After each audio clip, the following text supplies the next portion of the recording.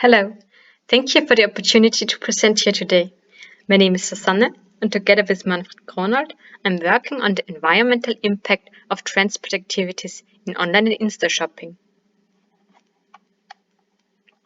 In recent years, new developments in telecommunication enabled increasing sales in the online channel, and each year more and more B2C parcels are delivered. Transport processes cause emissions, and those also contribute to climate change. A better understanding of the relationships between the variables that influence this development provides insight into the system's behavior. The resulting finding can serve as a basis for identifying possible approaches for effective measures to reduce GHG emissions. Looking at the last mile transport activities for online and in-store shopping, there are several factors that influence the level of GHG emissions. In online shopping, freight transport plays an important role, and the goods do not always reach the consumer at the first delivery attempt. Since customers cannot try out the products in advance, return deliveries also play a greater role in the online channel. In in-store shopping, consumers come to the stores themselves and therefore also take care of transporting their purchases. Emissions vary depending on the model split. Trip chaining plays a major role, which means that some trips are made for other purposes and therefore exist independently of the purchase. In scientific literature, there are many case studies and research papers dealing with calculation as to which of the two channels is more environmentally friendly.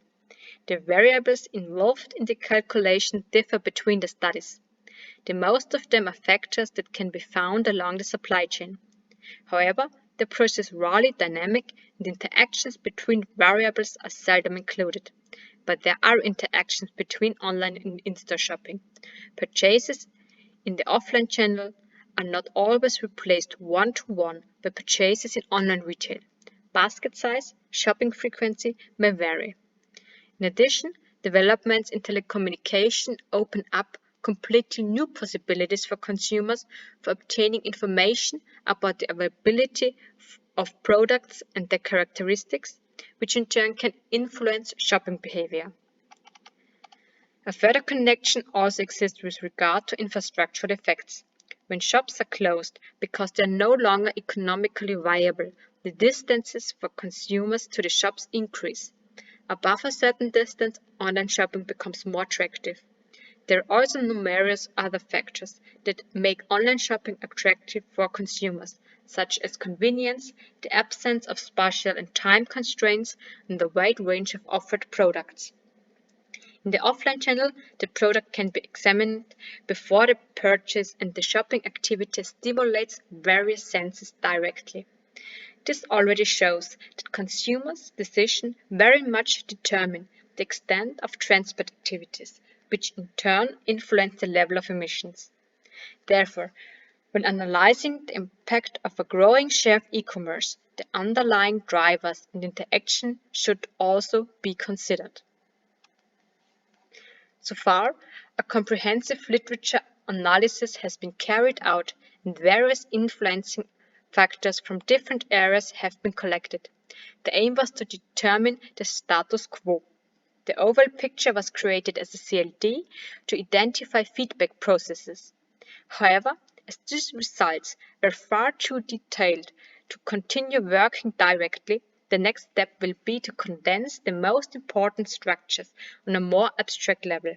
Consumer behavior plays an important role, but varies greatly depending on the reference group studied. It was therefore considered to include this factor via demand. However, this in turn is closely intertwined with the economic framework conditions, which may change as a result of climate change and the associated political conditions. This would broaden our scope of observation.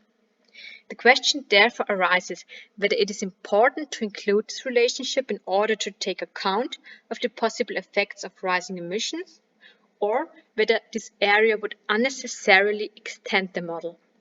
I would be very pleased to receive feedback on our work or recommendation for relevant literature. Thank you.